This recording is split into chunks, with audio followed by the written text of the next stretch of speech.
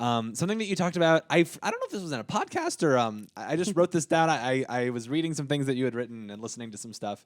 But you talked about the difference between diversity and inclusion, and there being a difference there. What will you talk just a little bit about what that difference is? Yes, when you hear phrases a lot, and especially phrases of words that are just grouped together, just like Yeah, diversity and inclusion, yeah. they're all like all in one. So diversity is a group of mixed differences or distinctions, right?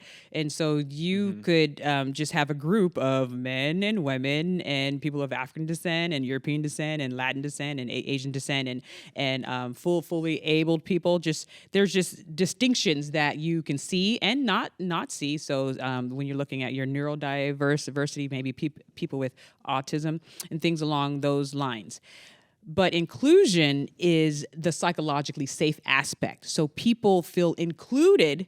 They feel that their voice and their opinion and their ideas, right, their creative ideas have value, and they're able to communicate and express and share and build upon people's creative ideas and have their ideas built up upon as well. Verna Myers, who is the D&I person at Netflix, she has a great quote that says, diversity is being invited to the party, but inclusion is being asked on the dance floor and actually dancing and experiencing, the rhythm. And so I don't know if you remember junior high school, but there's a lot of people who are holding up the walls, not on the dance floor. And so that to me is a difference when you feel that you're a part of the group and you're helping make the group better, and the group is happy that you're there. Yeah, totally. Well, I think, we've all noticed in the past couple of years, and especially in the past year, there's been a real move for diversity. People have been really pursuing that in the church and really all over the place. But, I think there's a resistance to this idea of pursuing diversity just for the sake of diversity, or even for the sake of appearances. So what should the heart behind inclusion and even diversity be? Well, you need to, or not you, but people need to have the motives checked. Do I just need to throw up a few photos on the website that shows someone, check. Do I have the person, in the wheelchair? Do I have the person with braid?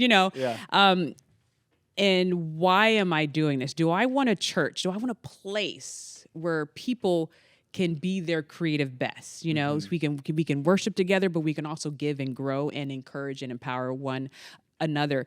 What I advise companies, and this is great because the church is an organization. Yes, the absolutely. The root word of organization is organ. It's a life form, right? Yeah. And we come together to produce life, and we need to be mindful of who has the power.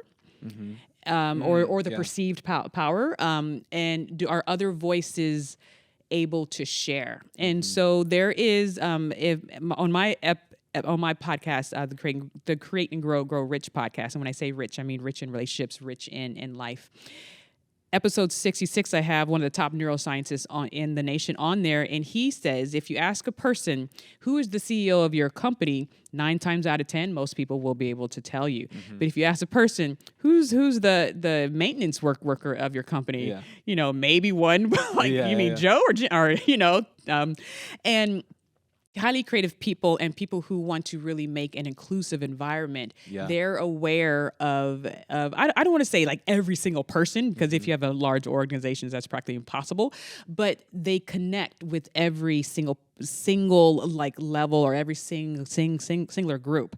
And I remember hearing a podcast of a man who really started a multi-billion-dollar educational company, and he said when we would have our dinners and our staff meetings, I would sit at the table with the recently onboarded employees. I would sit at the maintenance, just sit wherever. Like, I don't need to sit with the C-suite. I know what they're thinking. I'm with them all the time, and that's critical. That's genius, because he knows that the other tables, the other groups can show him something that he is missing. And you can be an effective leader if you can get more parts to the puzzle, right? Or to the quilt, that so you can lead well. And if you're missing, if you have these spots of just no information within your leadership, that's going to end up haunting you in or hurting you in the future. So really connecting and seeing how different people can have different levels of power and voices. Absolutely. Yeah. And just having someone present on a staff for the sake of diversity, but not actually giving them like any power or authority is like it's a real slap in the face. It's a real, like I'm sure it feels like they're just being used for the sake of appearances, which is, it's really uncomfortable and kind of, slimy to think about. Yes, yes. And so sometimes you have to, because I've not really been in that position, but you sometimes have to help empower the person because they may not have been taught, how to show up, and that goes back to the confidence thing, which affects our creative output. If you're not confident in the position or having a seat at the table,